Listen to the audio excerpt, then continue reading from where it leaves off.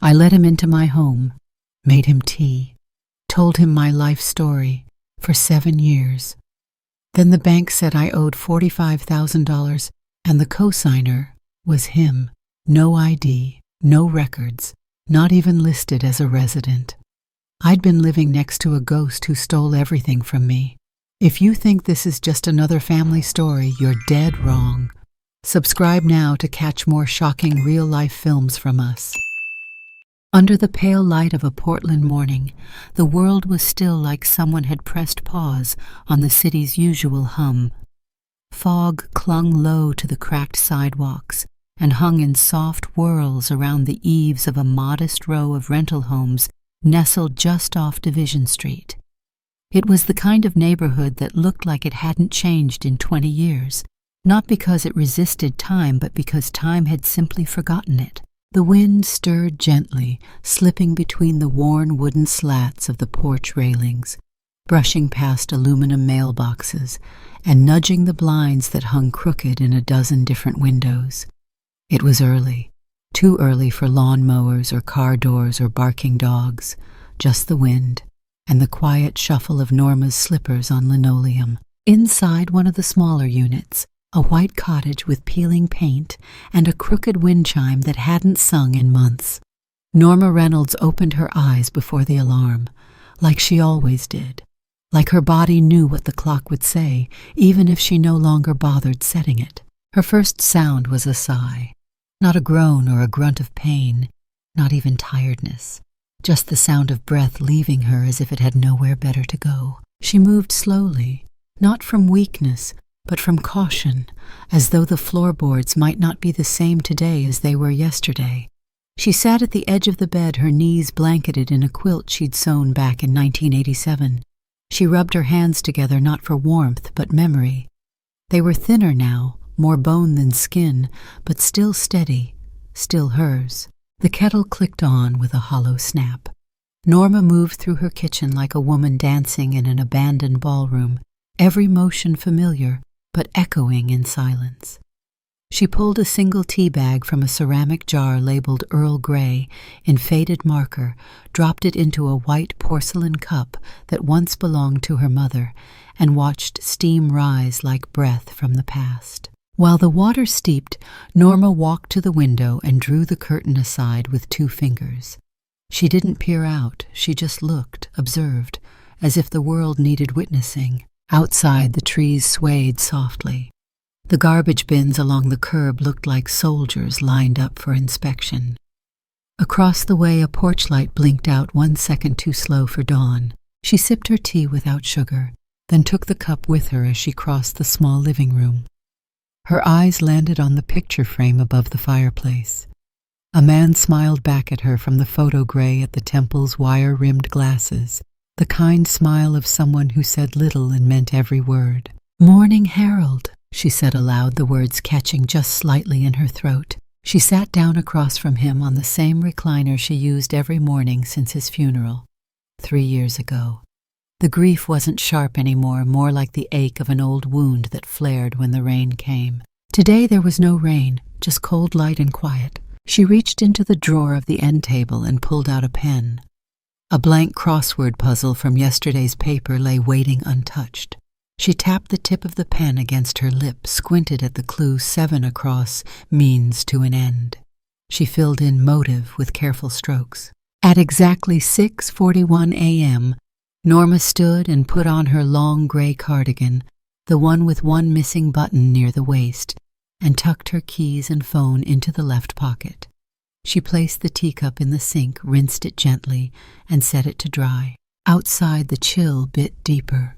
She zipped the cardigan up, slipped on her old walking shoes, and stepped out onto her narrow porch. She paused, took a deep breath, and closed the door behind her with a soft click. The path through the complex curved like a lazy question mark. Norma walked it daily. Same direction, same pace, same stops. At the third porch down, she slowed. There he was, as always. Greg sat in a metal folding chair just outside his front door, a newspaper spread across his lap. He wore a navy cardigan with brown patches at the elbows and a corduroy flat cap that looked too new for his age.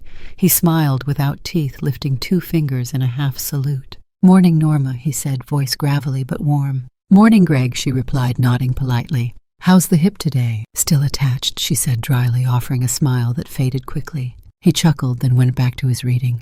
She kept walking. There was something dependable about Greg. He was always there, always reading, always alone. They had never exchanged more than casual pleasantries, but there was comfort in his presence. Like a lighthouse she passed on her way to shore. Norma completed her loop around the complex in silence, noting the usual landmarks: the broken fence where the mailman tripped last winter, the blue recycling bin with the warped lid, the lilac bush 2 doors down, beginning to bud too early for the season. When she returned to her porch, the sun had started to crest over the rooftops. A different light now, less blue, more yellow.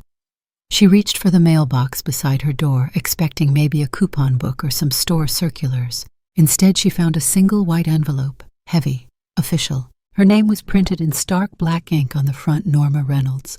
No return address. She frowned and turned it over. The seal was crisp, unbroken. She hesitated for just a second before sliding a finger beneath the flap and tearing it open with one smooth motion.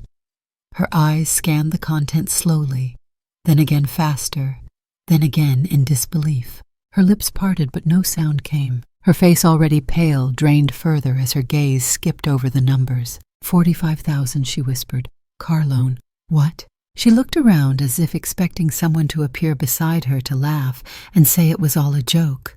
But the world remained quiet, unaware. Her hands trembled slightly as she lowered the paper. From across the courtyard, Greg's chair was empty. The newspaper still fluttered on the seat, but Greg was gone. Under the dull glow of the overhead light in her kitchen, Norma sat at the small round table that had once seated 3 herself, Harold and their daughter, on the rare weekends she'd visit from college. Now it sat 1, just 1. A chipped white mug rested beside a neatly folded napkin, and atop that napkin was the envelope. The same one she had pulled from her mailbox less than 20 minutes ago. It hadn't changed. She had. Her hands, normally steady when she peeled oranges or buttoned the back of her cardigan, were trembling as she unfolded the document again. Her eyes moved slowly across the text, as though trying to lessen the blow by spreading it out. Thank you for your recent activity, Mrs. Norma Reynolds. This is a confirmation of your active loan for the purchase of a 2022 Audi Q7 VIN ending in 5D3K cosigned by Mr. Greg W. The outstanding balance on your loan is $45,113.42. Please remit payment via... She couldn't read the rest. An Audi. Norma hadn't driven anything but a used Ford Escort since 2004, and even that had been sold when Harold passed. She walked now, everywhere, by choice, by design, and by necessity. Her eyes flicked to the word again, cosigned, and below that the name, printed clearly, Gregory Westbrook. Greg. The newspaper, the hat, the soft chuckle every morning. That man, that friendly, harmless porch ghost. Greg. She blinked and tried to steady her breath. Her chest felt tight, like someone was cinching a rope around her ribs. She reached for her rotary phone, the one with the long curled cord that always tangled no matter how many times she tried to straighten it. Her fingers spun through the numbers to the bank's customer service line. Each click of the dial felt louder than it should, like the house had started listening. A mechanical voice answered. Press 1, press 3. Enter account number. She did. When the voice finally gave way to a real person, female, young, upbeat, it almost startled her. Thank you for calling Citizens Regional. This is Amanda. Who am I speaking with today? Norma Reynolds, she said, her voice barely louder than a whisper. I received a notice about a loan for a car, but I didn't take out any loan. There was a pause, clicking of keys, the clatter of a headset being adjusted. Okay, let's verify your information, Mrs. Reynolds. Can I get your social? Norma gave it. Date of birth, address, last 4 digits of a bank account she hadn't used in years. All matched, all confirmed. Yes, ma'am. I see it here, Amanda said. Loan originated 3 months ago.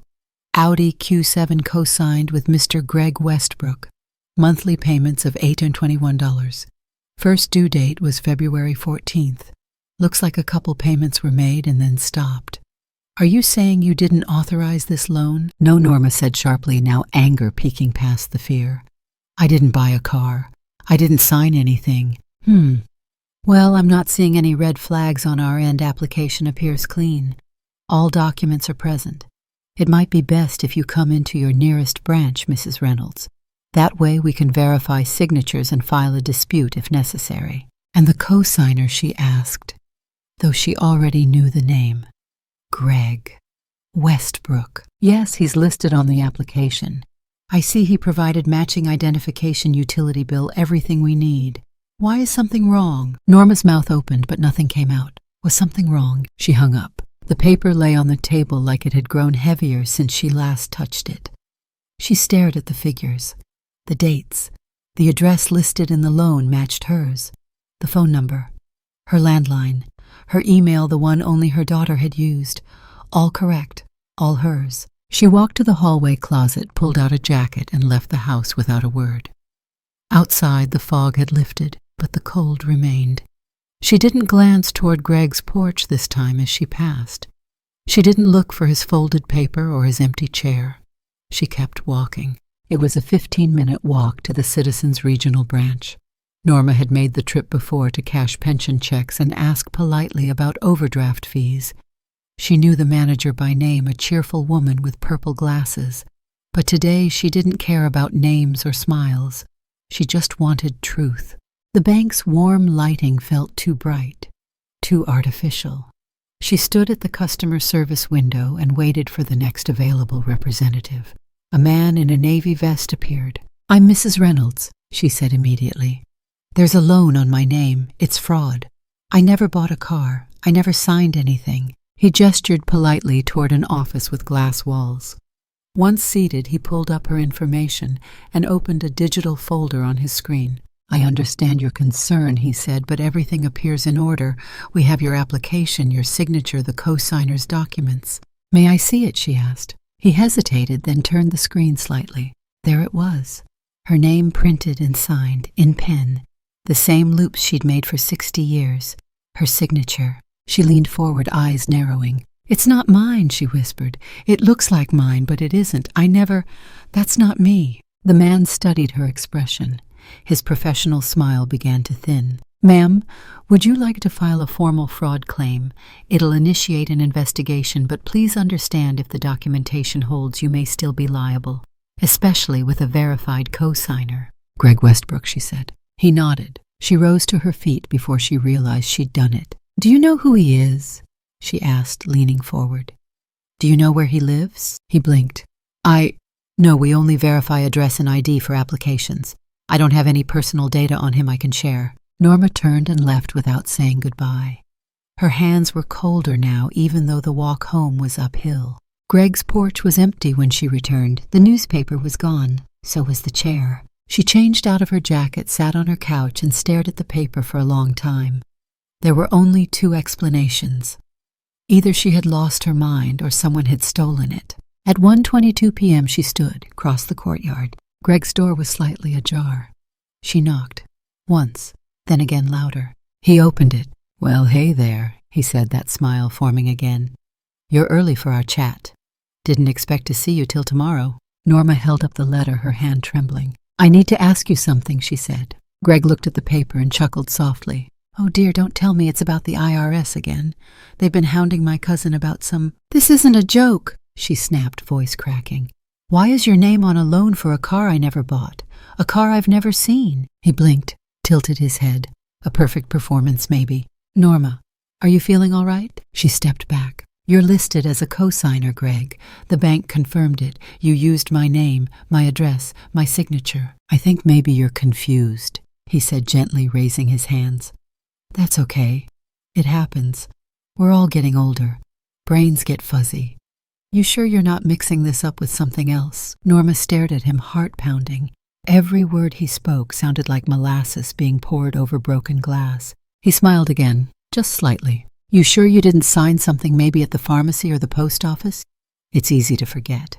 She said nothing. He closed the door slowly. She walked back to her unit, stepped inside, locked the door. Then she stood there, still wearing her shoes, still holding the paper. The quiet was louder now. In the fading afternoon light, Norma sat down at her kitchen table, pulled out the letter again, and tore it in half, then into quarters, then into dozens of jagged, useless pieces. Her hands stilled. Her eyes did not. They stayed wide, staring at the empty space where trust used to live. Under a gray morning sky that threatened rain, Norma stood on the uneven sidewalk in front of the Neighborhood Association office, a small brick building with a cracked sign that read, Brookwood Management. Her hands were in the pockets of her cardigan, gripping the folds of a crumpled notepad she'd brought from home. She hadn't written anything on it yet, but something about holding it made her feel like she still had some control left. Inside, the air smelled like printer toner and the faint musk of overused carpet. A small bell dinged overhead as she stepped in. The receptionist barely looked up. "Can I help you?" "I'm looking for a list," Norma said, "of residents. Tenants specifically in Brookwood Cottages. I live in Unit 7. The receptionist blinked. "We don't usually release that information." "I understand," Norma said, lowering her voice just slightly. "But I think there might be a mistake in our records. There's a man, Greg Westbrook. He says he lives 2 doors down from me, but I can't find him on anything official." The woman typed slowly, acrylic nails clacking against her keyboard. "Unit 9. Norma nodded. "No one registered under that name," the woman said. "Unit 9's been under management holding for the last year. Empty. Waiting for repairs." Norma leaned forward. "Are you sure?" "Pretty sure." "Could there be a mistake?" The woman tilted her head. "You said his name was Greg. Gregory Westbrook." The woman typed again, paused, then shook her head. "No lease, no rent history, nothing. Maybe he's visiting someone." "No," Norma said quietly. "He's been there every day for months." The receptionist gave her the look people give when they're trying to hide impatience behind courtesy. Norma nodded more to herself than the woman. "Thank you." Outside, the wind had picked up. She walked slowly down the sidewalk, turning onto the main stretch of the cottages again. Each front door passed like a question she couldn't yet answer. She hesitated at Unit 8. Mrs. Winslow lived there, an elderly widow with a yappy Pomeranian and a tendency to overshare about her cholesterol. Norma raised her hand and knocked. After a few seconds, the door creaked open. "Oh, Norma." What a surprise. "Did I forget bridge night again?" Norma offered a tight smile. No, I just wanted to ask if you knew anything about Greg. The man who lives in Unit 9, Mrs. Winslow's face tightened. "Greg, I don't think I've met him. Are you sure someone lives there? He sits on the porch every morning." "Oh, well, I don't go out much in the morning. My hip." Norma forced a thank you and moved on. She knocked on Unit 10 next. A young man in gym shorts opened the door, earbuds still in. "Sorry, I'm not buying anything." "I'm your neighbor," Norma said quickly. "Norma, Unit 7. I was just wondering if you've ever spoken to the man in Unit 9. Is that the dude who walks around at night sometimes?" he asked, scrunching his face. "Kind of old. Has a hat." "Yes," Norma said. "Never talked to him. I thought he was like someone's uncle or something." She moved on. 4 more doors, 4 more no's. Some had seen him. None knew his name. None knew where he came from.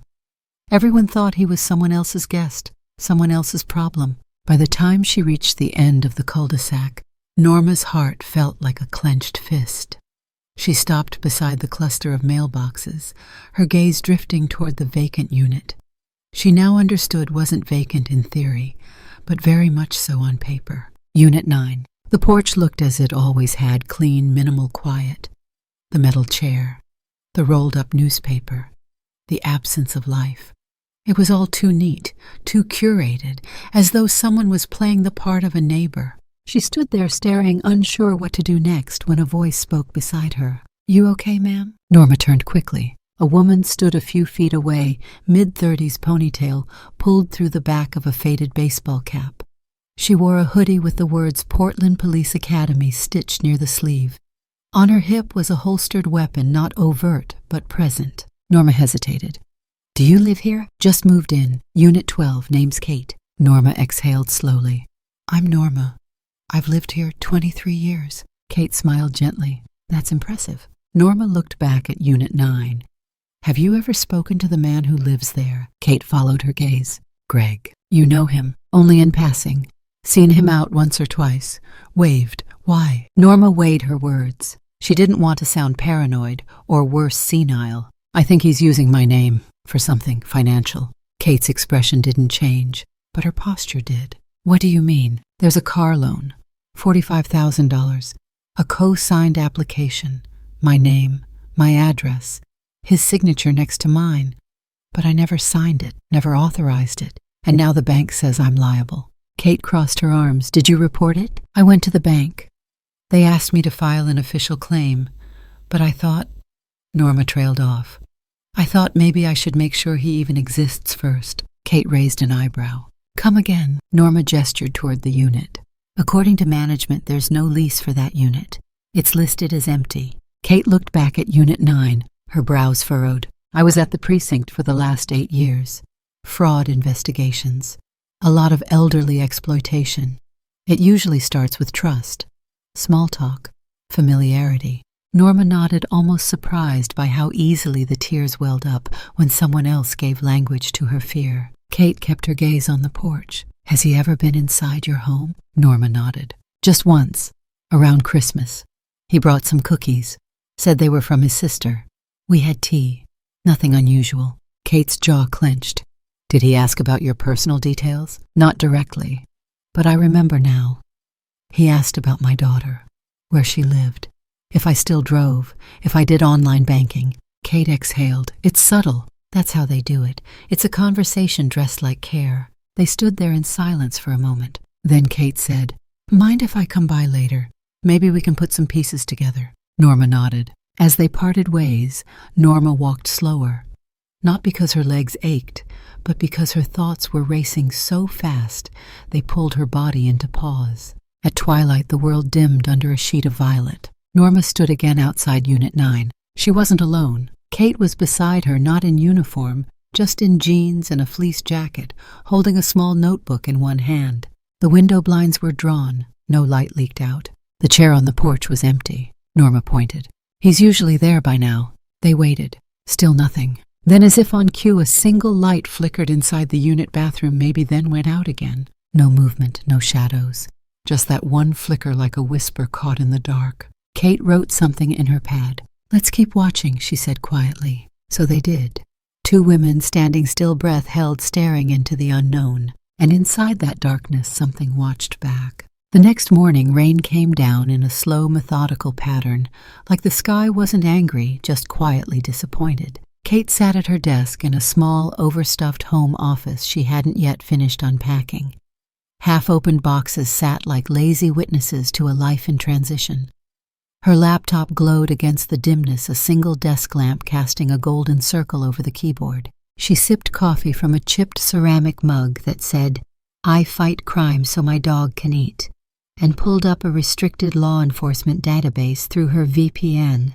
She didn't log in as a cop, she wasn't technically on duty, but once you've served in fraud and elder crimes for 8 years, certain instincts stick. Especially when you see someone like Norma Reynolds trembling in a doorway with tears in her voice. She typed Gregory Westbrook. A loading icon spun for a second. Nothing. No birth records, no utility connections, no driver's license. She tried variations. Greg W.G. Westbrook, Gregory W. West. Still nothing. Her jaw tightened. People didn't disappear like that unless they'd never existed. She opened a second system, a deeper one. Ran a cross-reference on known elder fraud suspects across California, Oregon, and Washington. Filtered for male 55-70 history of financial manipulation, aliases clean appearance. There, Alan Rick. Aliases George W. Kelly, Richard G. Weston, last seen Medford, Oregon, 7 months ago. Suspected in 3 unprosecuted cases involving forged co-signatures, fake addresses, and manipulated personal data collected through social engineering. No convictions. Every time he disappeared before charges could stick. Kate leaned back in her chair, exhaled hard through her nose. Jesus, she muttered. There was a mugshot, taken during a traffic stop in Boise 2 years earlier. Gray beard, flatter hair, but the eyes, sharp, watchful, calculating. She dragged the photo to the side of her screen, then opened her phone gallery, a blurry image she'd taken the day before Greg on his porch reading the paper. Same man. She closed her laptop, grabbed her jacket, and headed out. Norma was seated at her dining table, her fingers loosely clasped around a cup of cold tea. The radio played softly in the background, NPR, something about city funding and zoning laws, but she wasn't listening. When Kate knocked, Norma didn't move at first.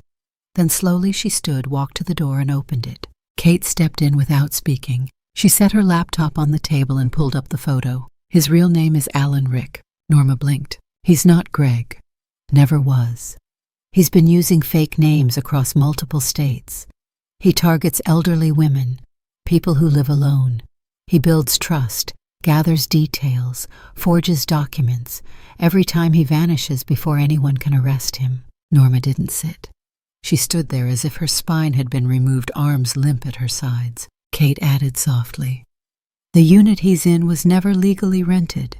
He must have accessed it through a key left behind from an old tenant, or maybe bribed someone in maintenance." Norma slowly reached for the chair behind her and lowered herself onto it. "He was in my house." Kate nodded. "He used my bathroom. He petted my cat." Kate's voice dropped. "I know." Norma's hands trembled, but she pressed them flat on the table. "I let him hold my grocery bags. I told him about my daughter, about my arthritis, about my finances." Her voice caught on that last word. Finances. She looked up at Kate, her eyes no longer merely wet. They were glassy, betrayed. "He knew exactly what I had, what I didn't. He knew I hadn't spoken to my daughter in 2 years. He asked how I paid my bills, whether I went to the post office, whether I remembered my passwords." Kate pulled the chair out next to her, sat down gently. "He's very good at it. This isn't your fault, Norma." Norma shook her head slowly. "I let a stranger into my home, into my trust." She paused. "I've always prided myself on being careful. Harold used to say I was suspicious by nature. I locked everything, double-checked receipts. I didn't even let the neighbors watch our cat when we traveled." She looked down at her lap. "But Greg or Alan, he got past that. Because he didn't come at me like a criminal. He came like a friend." Kate watched her carefully. "Let the silence settle." "He asked about Harold," Norma said softly. "Said he'd lost his wife too. Said he knew what silence felt like." Kate reached out and placed her hand gently over Norma's. It took a moment, but Norma didn't pull away. Then suddenly Norma pushed back from the table and stood. She walked to the shelf where the photo of Harold still sat. She stared at it a moment, then turned back. "I don't care what it takes. I want him stopped." Kate nodded. "We'll need proof, clear intent. And he's slippery, doesn't leave fingerprints, doesn't use his own devices. He's done this before." Norma swallowed hard. "So we make him think he's safe. We let him keep thinking I'm harmless." Kate tilted her head. "You want to help trap him? I want to make sure no one else ends up like me, alone, ashamed." Kate gave a slow, measured smile. "Then we'll do this right." Norma sat down again. Her voice was steady now, but her eyes shimmered with something deeper than anger, shame, humiliation, but also underneath it all a spark of defiance. "He told me once," she whispered, "that I reminded him of his mother." Kate looked up. "I wonder how many women he said that to." There was a pause. Then Norma added, "I thought he was being kind, but every compliment was a pickaxe. He chipped away at my guard until there was nothing left." She rubbed her temple, then turned her eyes to the cold teacup beside her. "I feel like a fool." "You're not," Kate said. "You're a target, and now you're also a witness." Norma looked out the window. Sunlight had finally cracked through the clouds. The rain had slowed, and the sidewalk outside shimmered with reflections. She could see Greg's porch from where she sat, empty again.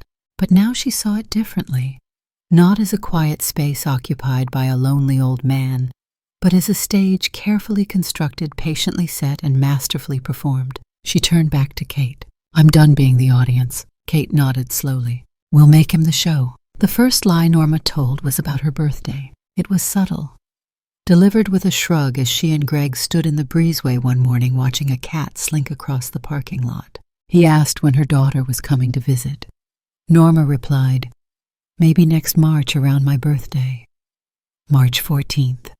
She smiled faintly, took a sip of lukewarm tea from her thermos, and watched his eyes shift just enough to tell her he noticed. Her real birthday was in August. She walked away before he could respond.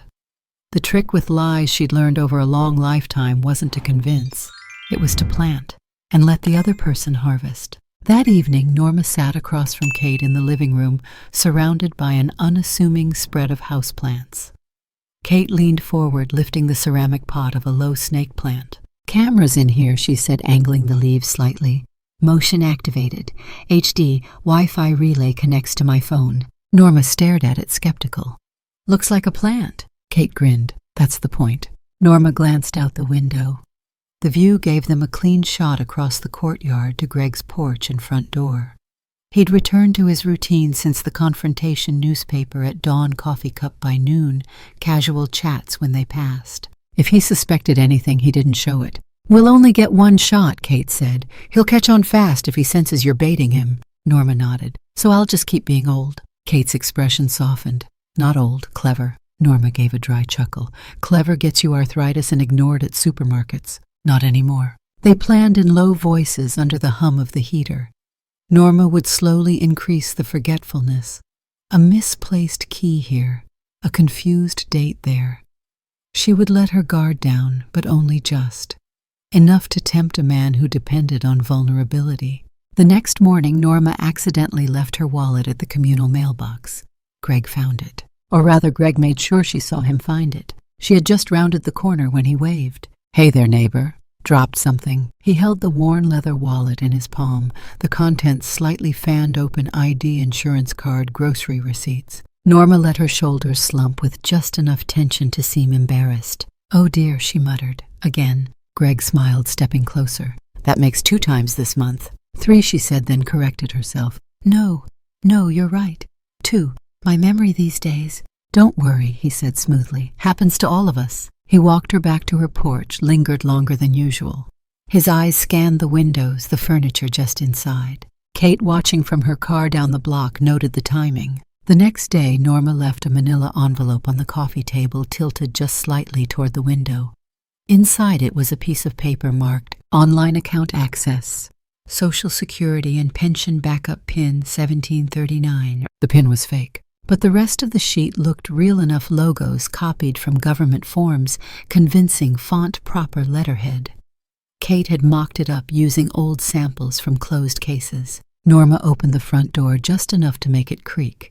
Then she stepped outside, sat on her porch humming. Greg passed an hour later, noticed the door, nodded politely, paused. "You all right today?" Norma blinked at him, squinting like she was trying to place him. "I was just thinking," she said. "Did I already pay the power bill, or was that last week?" Greg tilted his head.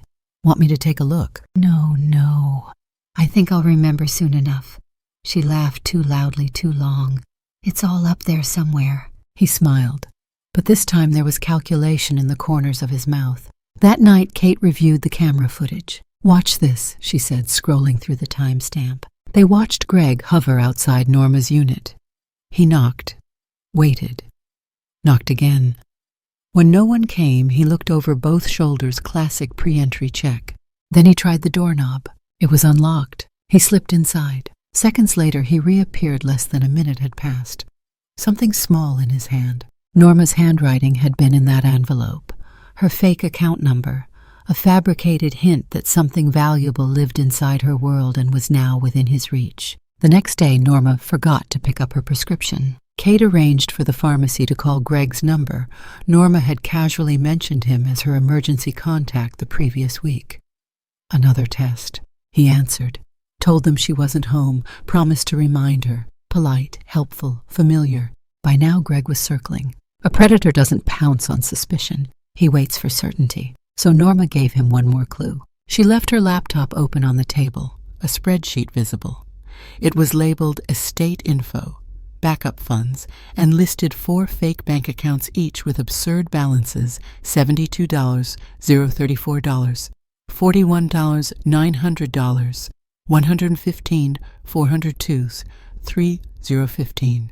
The bait. Kate had helped her rig the document, none of it traceable, all of it tempting. That afternoon, Norma saw Greg walking by again. She called out, "Did you ever figure out online banking?" "I locked myself out of mine again."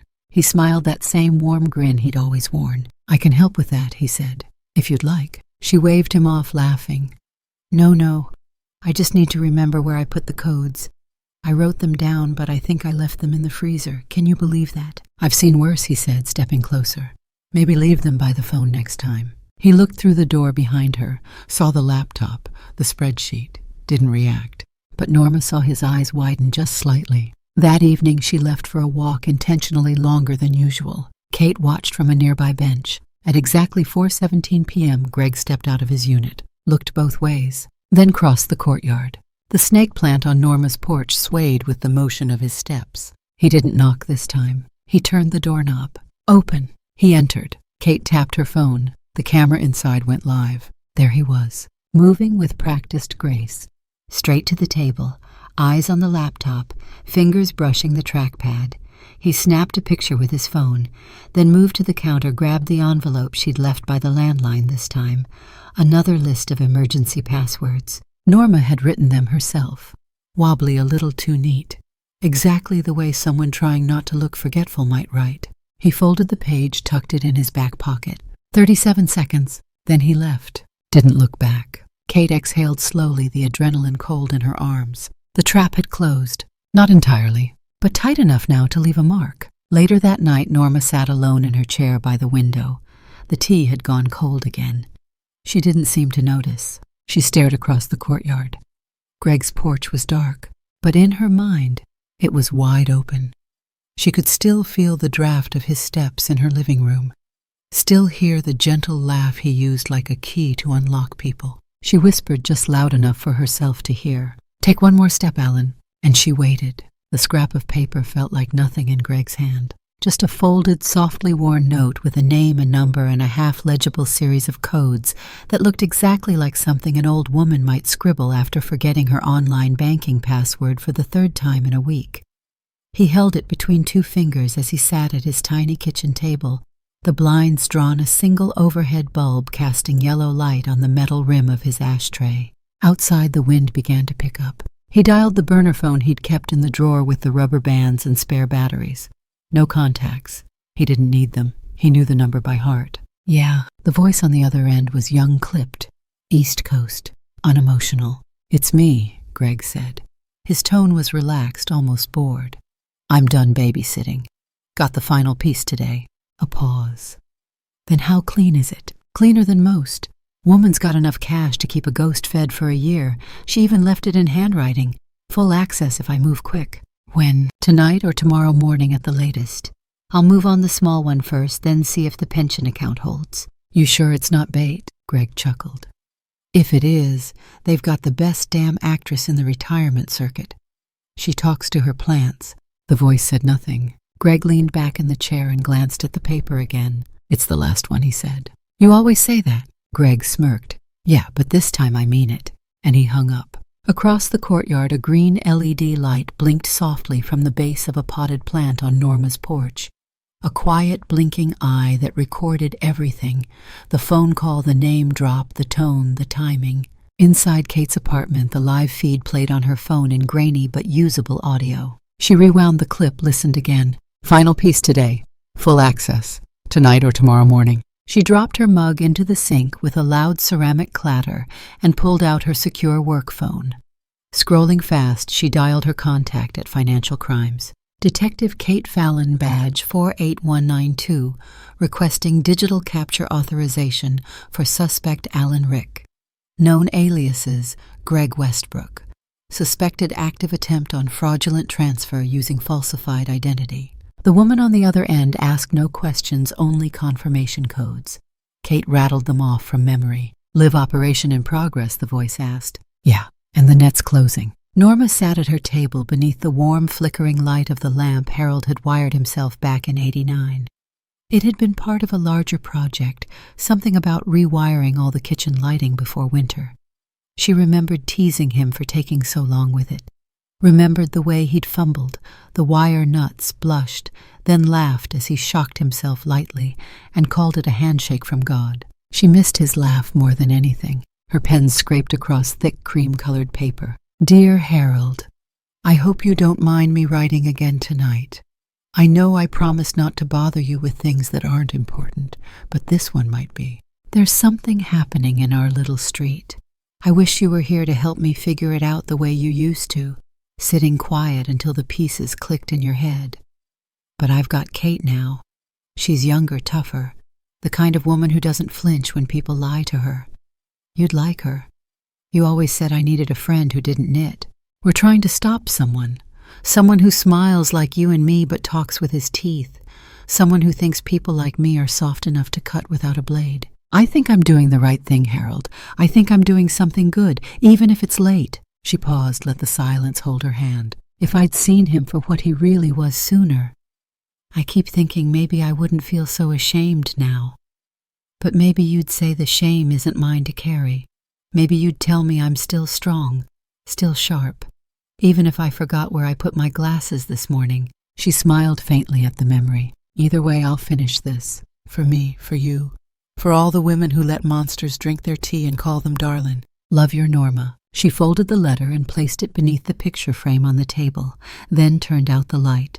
The wind was louder now, not furious but insistent. Rain hadn't started yet, but the air was ripe with it. That thick Portland kind of stillness where water and night held hands and waited. Norma stood at the sink and stared at the street lamp outside. Light flickered through the window in pulses. Her reflection in the glass looked older tonight, not because of age, but from the weight of something she couldn't yet name. Then the rain came. It started with a single tap, then another, then a sudden wave like a sheet pulled from the sky crashing down all at once. It drenched the street, danced across the shingles, whispered down gutters like a lullaby made of secrets. And in the middle of that storm, Norma heard it. A knock, not a hard one, just 3 soft taps. She froze. The clock read 11:58 p.m. The knock came again. She walked to the door, her hand steady, her face blank. She opened it. Greg stood there soaked but unbothered, like he had only just stepped out of a light mist and not a full-bodied Oregon deluge. He smiled. Thought I saw your porch light flicker. Everything all right? Norma stared at him. His hair was darker with water. His cap hung in his hand. His shirt clung to his chest like a second skin. His eyes, as always, were gentle, warm, lying. I thought maybe... He began hesitating. You might need someone. His voice cracked just slightly at the end like he'd practiced it one too many times. She stepped aside just an inch. He didn't move. You sure? He asked. Norma looked past him at the curtain of rain, the shimmer of headlights bouncing down the street, the single blink of the camera still hidden inside her garden. Then back to him. She gave a small nod. Come in. And the door opened wider. The rain had stopped, but the street still glistened under the amber glow of street lamps. Portland at midnight had a kind of eerie hush, not the peace of rest, but the quiet that comes just before something ruptures. Norma sat on the edge of her couch, hands clasped, knuckles white. Across from her, Greg leaned casually against the wall, shaking out his damp coat, as if this were nothing more than a neighborly drop-by. But his eyes scanned the room with purpose, absorbing details. The open laptop, the glass of water, the position of the blinds. You know, he said lightly, I've been thinking I might know someone who could help. Norma blinked slowly. Help? A friend of mine. Well, not a friend exactly, more like a professional acquaintance. He runs a private practice, works with memory loss, early onset cognitive mapping, that sort of thing. He smiled gently. You ever heard of spatial dementia? She gave a small shake of her head. Maybe. I forget things sometimes. Greg stepped closer. Of course. It's not your fault. Happens to the best of us. But sometimes it helps to talk to someone who understands the patterns. Norma didn't answer. He crouched slightly, lowering his voice like someone comforting a child.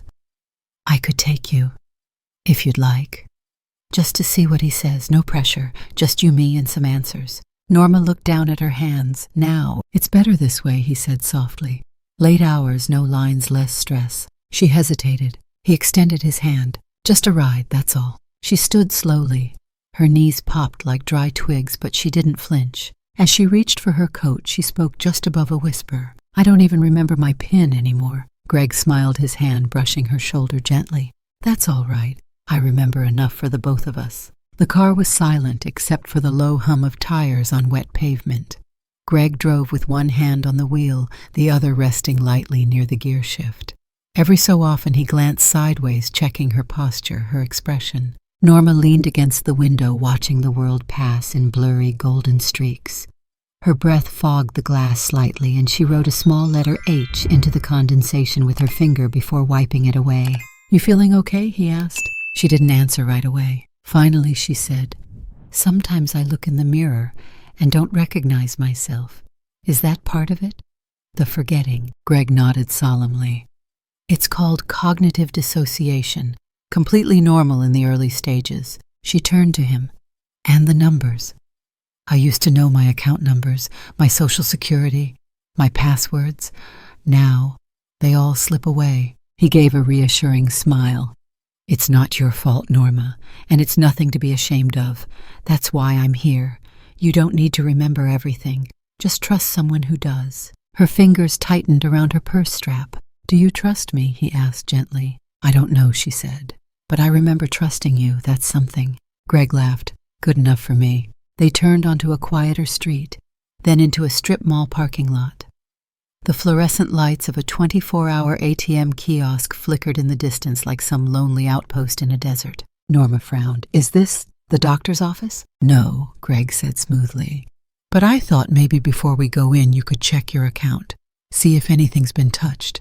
It might help the doctor get a clearer picture." He parked. The lot was empty except for a lone shopping cart tipped sideways near a sewer grate. Greg got out, walked around, and opened her door like a gentleman.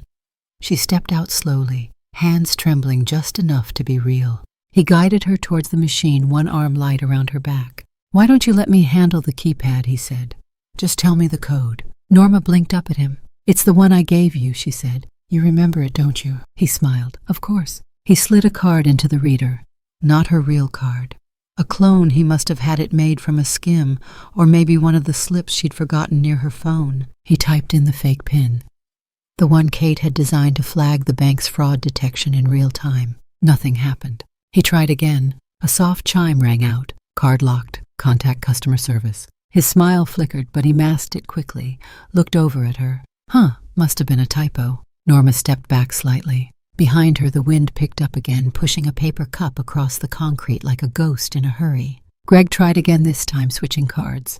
Another clone. Another code. Error. He leaned in, pressing the screen with just a bit more pressure, as if force could fix failure. Then came the first sound, a low mechanical grind, not from the machine, but from behind the alley wall. The growl of a police cruiser rolling in with lights off. Greg's head jerked slightly. And then, red and blue. Sirens. Floodlights. Hands where I can see them. 2 squad cars lit up the night like a fireworks show for justice. Greg turned, hands raised instinctively, eyes wide, mouth open, in something between protest and surrender. Norma froze where she stood. Kate stepped from the first car, her badge already raised. "Alan Rick," she said loud and cold. "Step away from the machine." He blinked, stunned, not at the sound of his real name, but at the fact someone had used it with such certainty. The second officer cuffed him.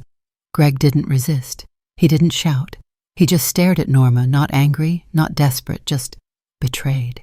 Norma looked away. Her breathing was shallow, her shoulders trembling now, not from fear, but from release. Kate approached gently. "You okay?" Norma nodded. Then, as if her body remembered it was allowed to move, she turned, walked slowly back to the car, and slid into the passenger seat. The moment she shut the door, her hands clutched the fabric of the seat. She didn't cry, but she held on like something inside her might fall apart if she let go too soon. Kate got in beside her. They sat in silence for a long moment, sirens behind them fading into the background. Norma looked out the window, eyes dry but shining. "He said he'd take care of me," she whispered. Kate gripped the wheel tightly. "He won't take care of anyone again." They drove off, leaving Greg behind in red and blue, no longer a neighbor, no longer a ghost, just a man unmasked. The moment Greg tried to bolt, everything sharpened. It wasn't panic that moved him. It was reflex, the kind of movement that only comes from someone who's run before someone who's learned that survival isn't about fighting, but disappearing fast and clean. He twisted out of the officer's first grip, shoved off the patrol car's hood, and sprinted toward the back of the strip mall lot, water splashing beneath his shoes, breath tight and hard. Suspect fleeing on foot. Kate shouted into her shoulder mic as she leapt from the squad car, her boots hitting pavement with precision. The other officers moved in with practiced formation. Flashlights sliced through the dark like search beams from some war-torn film. Greg darted through a side alley, but he wasn't fast enough. Not this time. Not with eyes on every angle and floodlights painting the scene. A younger officer, Reyes, caught him at the waist mid-turn, tackling him into a chain-link fence with a thud that silenced everything for half a breath. Cuffs clinked shut. The sound wasn't loud, but it was final. Greg gasped, chest heaving, his face pressed to cold metal. His voice, if he still had one, didn't bother protesting. Kate stood over him, panting. "You really thought you'd outrun the truth?" He said nothing. From the back seat of the cruiser, Norma watched it unfold. Her hands folded tightly in her lap. She didn't move, didn't blink.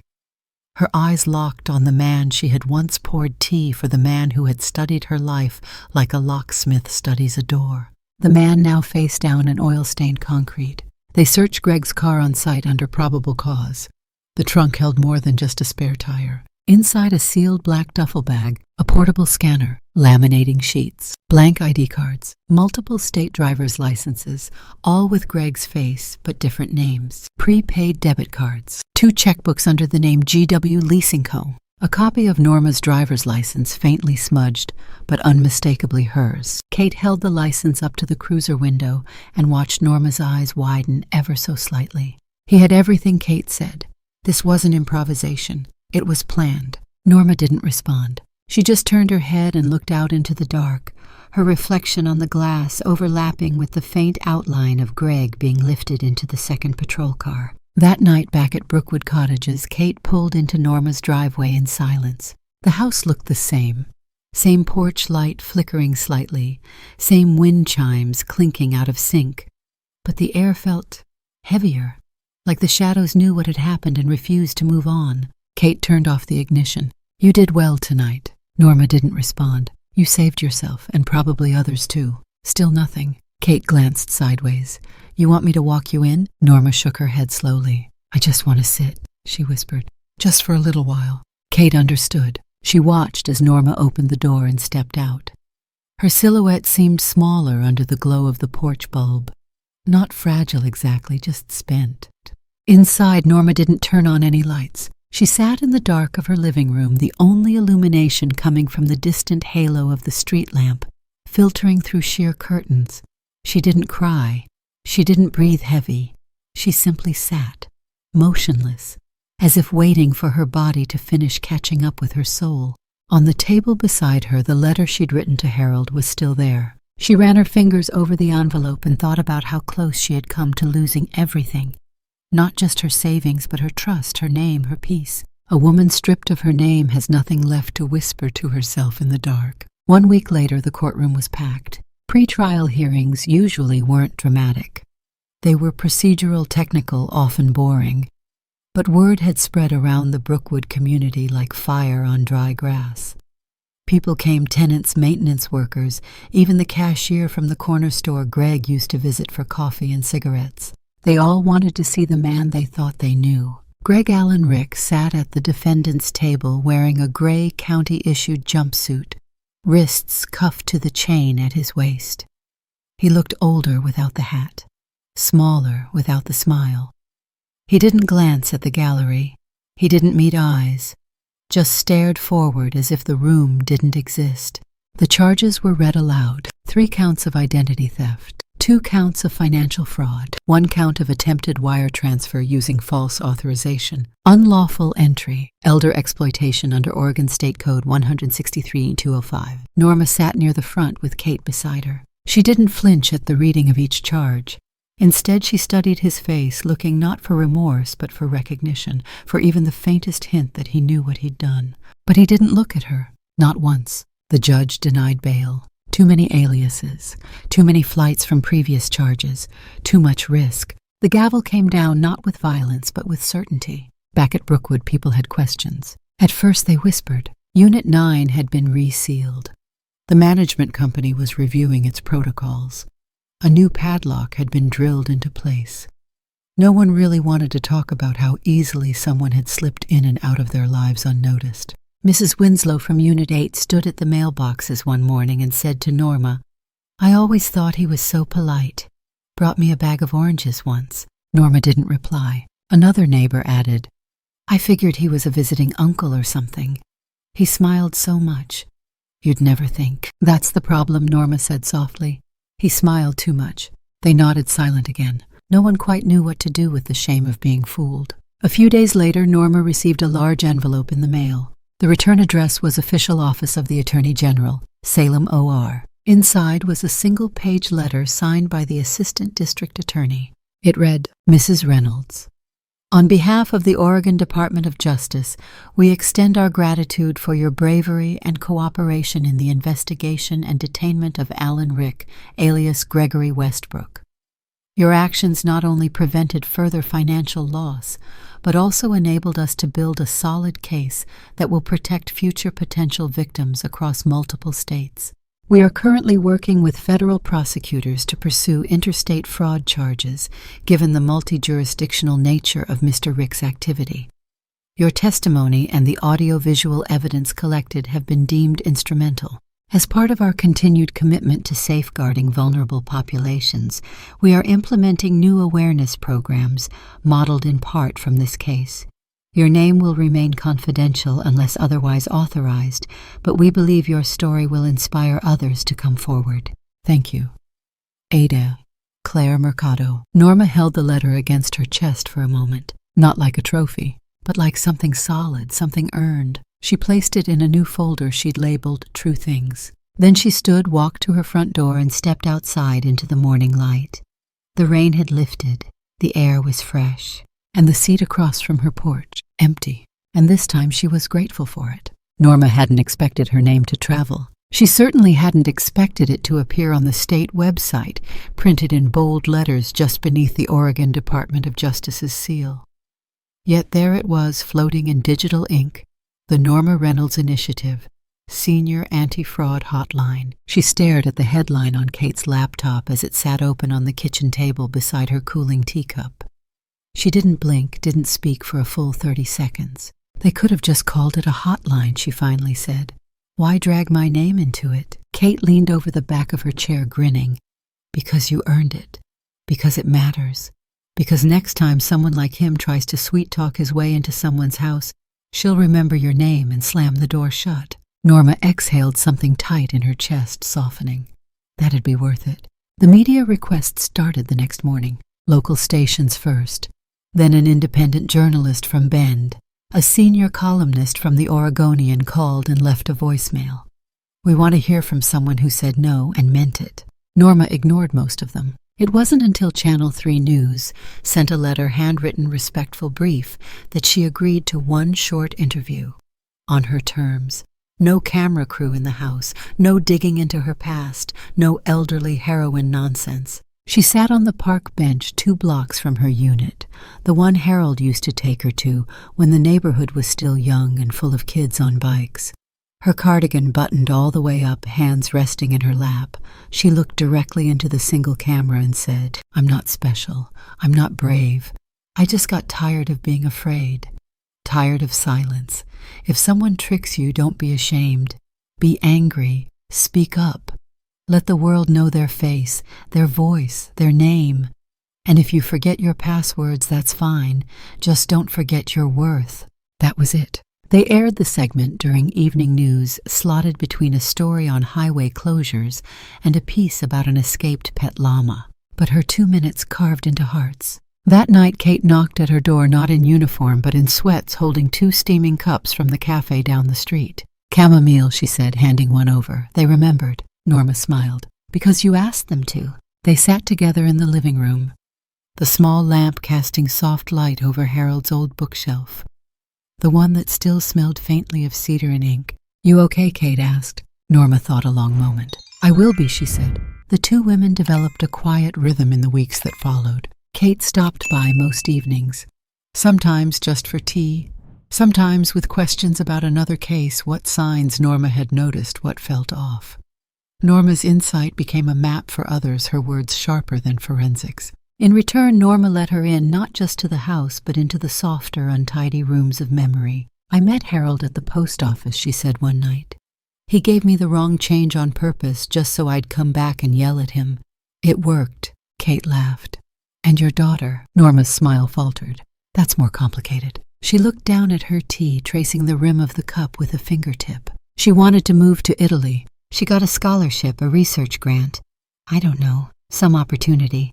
I told her it was foolish to leave right after Harold passed, that I needed her." Kate said nothing, just waited. "I told her that if she went, I wouldn't be here when she got back. I meant it."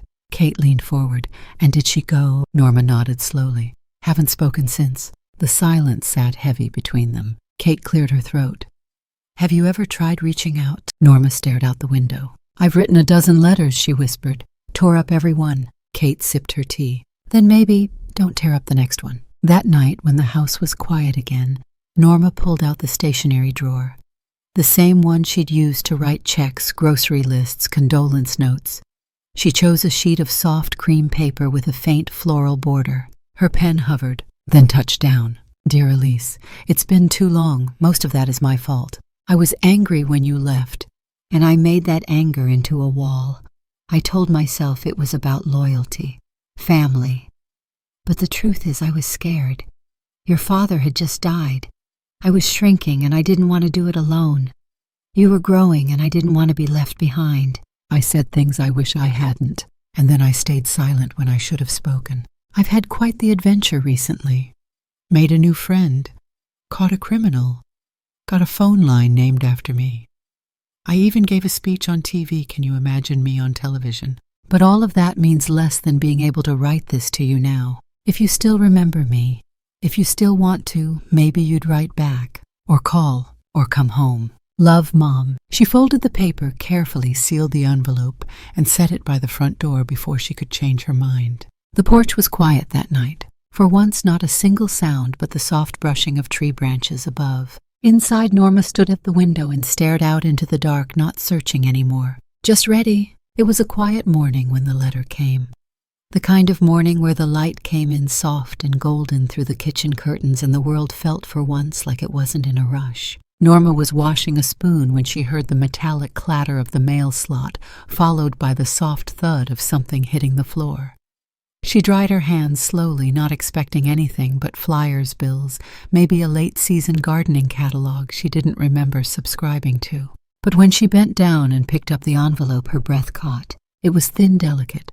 Foreign postmark in the corner, Firenze, Italia, a single line of handwriting scrawled across the front. To Mrs. Norma Reynolds, Brookwood Cottages, Portland, Oregon. No return address. Just the handwriting, and that was enough. Her hands shook as she carried it to the table. She didn't sit, didn't breathe. She just stared at the curves of ink, the unmistakable way the capital M in Mrs. leaned slightly to the left. Elise's handwriting. She opened it with the careful precision of someone defusing a bomb. Inside one page, unlined, torn from a notebook. Mom, I got your letter. I read it 3 times, cried all 3, then laughed. I showed Matteo the part about the TV interview. He thinks you're a badass. I've been angry too, and stubborn, but mostly I've just missed you. I missed Dad so much, and then I missed you, and I didn't know how to talk about either. I'm coming home, just for a visit for now. But I want to see you. I want us to try again. Love, Elise. Norma's body didn't move for a long moment. Then she exhaled with a soft, trembling sound like something had been holding her underwater for years and was finally letting go. Her fingers traced the edge of the paper. She stood and crossed the room slowly. Atop the fireplace sat the photo of Harold. Same as always, gray suit, crooked tie, warm eyes. She placed the letter in front of the frame, leaned it gently against the glass. I told you, she whispered, she'd come back. She didn't cry loudly, didn't sink to the floor in some dramatic collapse. Instead, the tears came quietly moving down her cheeks like they belonged there, like they had been waiting. She stood with them. Later that morning, Kate showed up with 2 coffees, a fresh bouquet of daffodils, and an old scarf she'd found in her closet that looked suspiciously hand-knitted. You're glowing, Kate said as she stepped inside. Norma gave her a look. I mean it, you look different. I got a letter, Norma said. Kate's eyes lit up. From Elise? Norma nodded. Kate didn't ask what it said. She didn't need to. They walked together that afternoon, their path winding through the park where the trees had just begun to bloom in earnest. The breeze was gentle and the grass beneath their feet felt almost springy. Norma wore a light jacket, no cardigan today. They didn't speak for a while. They didn't need to. Then near the far bench beneath a redbud tree they saw her. An older woman sat alone, clutching a worn-out wallet in one hand and a folded bank statement in the other. Her mouth moved fast like someone caught in a storm of her own story, spilling it to no one in particular. I gave him everything, she said aloud, not noticing the two women approaching. My trust, my details. I even gave him my son's name, and he said it was normal. Norma stepped forward. Kneeling slightly, she placed a hand over the woman's. The woman blinked up at her, startled. I know, Norma said gently. I know exactly what that feels like. The woman's bottom lip trembled. Her voice cracked. They said I should have known better. Norma shook her head. You knew what you were supposed to know, how to be kind. That's not your shame. That's his. Kate stood quietly behind them, giving space but keeping presence. The older woman clutched Norma's hand, now knuckles white. You're the one from TV, she whispered. The one with the hotline. Norma smiled. No, I'm just a neighbor. The woman laughed softly, a sound pulled from somewhere deep. Then the three of them walked slowly beneath the arching trees. Two old women and a young one between them. Different chapters, same story. The sun dipped low, casting amber through the blossoms above. Shadows stretched long, but there was no hurry in their pace. Norma's steps were steady, her eyes open, her heart for the first time in years no longer afraid of returning home. The bus hissed as it pulled into the depot. It was the kind of overcast morning Portland specialized in, thin fog hanging low like an old wool blanket, and a breeze just cold enough to turn breath visible, but not enough to bite. Rain hovered in the air like a promise not yet delivered. The station was modest. Gray walls, cracked concrete pigeons loitering like locals. But even so, it pulsed with quiet anticipation. Families reunited, travelers shifting their weight after hours on the road, drivers calling out destinations like conductors from a forgotten century. And standing near the exit ramp, wrapped in a faded peacoat and a hand-knit scarf older than some of the passengers, was Norma. Her hands were deep in her pockets, her breathing slow but shallow. Her heart beat a rhythm she hadn't felt in years, a blend of hope and dread, like a woman on the edge of a dream who wasn't sure if she wanted to wake up. The red knit hat on her head sagged slightly over one ear, and her boots squeaked when she shifted on the wet ground. She checked the time, then looked up. A figure emerged from the open doors of the bus. Young woman, mid-30s, hair tucked in a bun, green canvas coat luggage slung on one shoulder, a worn satchel across her body. She stepped out, eyes scanning, searching. Norma didn't wave. She just stood there, letting the moment come. The woman's gaze drifted past the crowds, landed, paused, and held. They stared at each other. 1 second, then another. Then Elise smiled. It was a quiet, surprised smile, the kind that cracked open slowly, as if unsure whether it was allowed. Her eyes shimmered before her legs moved. Mom. Norma's throat clenched. Her lips parted, trembling. Her voice barely louder than the wind broke through. I'm here. Elise dropped her bag and ran. Norma's arms opened before her brain caught up. They collided softly, arms wrapping heads buried in coats, the two women clinging like pieces of the same soul that had been torn apart and were only now remembering how to fit again. No one around them stared, or if they did, the moment made them forget themselves. Elise pressed her forehead to her mother's. You look the same. Norma laughed, a sound she hadn't made in years, full and from the chest. You don't. You look better. I should have come sooner. You came when I needed you most. Their eyes met again, so much unsaid, and yet nothing urgent left to say. Later that day, they stood side by side at the Senior Protection and Fraud Prevention Seminar hosted by the state. It was held in a modest community center, but the space had been dressed up balloons, folding chairs, a refreshment table full of pastries, and a podium at the front with a laminated sign. Welcome to the 1-800-NORMA-77 launch event. Norma didn't want to speak, but they asked her anyway. Elise stood behind the rows of chairs beside Kate, both women smiling with quiet pride. Norma adjusted the microphone. My name's Norma Reynolds. She began, her voice shaking only slightly. I'm not an expert. I'm not a lawyer. I'm just someone who believed the wrong smile. And for a while I thought that made me weak. She paused, looked around the room, faces like hers, some older, some younger, all listening. But I wasn't weak. I was trusting. There's a difference. Nods from the crowd. I came here today to say this. If you've ever been tricked, conned, lied to, or made to feel like your kindness was a flaw, don't carry that in silence. You deserve better. You deserve justice. And you're not alone. A beat. She looked toward Elise. I used to think my story ended when I lost people. My husband, my daughter, my dignity. But sometimes stories start in the middle. Sometimes healing begins with the fall. She smiled. And sometimes the person you think you've lost finds you again. Applause rose, not thunderous but sincere. Norma stepped down, head held high. Outside, the clouds had broken just slightly. Sunlight fell through the trees lining the sidewalk, dappled across the ground in patches of warmth. Norma walked beside Elise and Kate. None of them spoke. There was no need. Ahead, a mother held her toddler's hand as they crossed the street. Behind them, a teenage boy held open the door for an elderly man with a cane. The world was still flawed, still vulnerable. But now it was less alone. Norma reached out without thinking and took Elise's hand. Kate followed suit on the other side, linking arms. 3 women, different in age, different in journey, but bound together by survival, by courage, by choice. They walked beneath a corridor of golden trees. The light was soft, and for the first time in years, Norma let it touch her completely. Fade to black. Text appears on screen. This story is inspired by true events. If you or someone you know has been a victim of elder fraud, call 1-800-NORMA-77. You are not alone.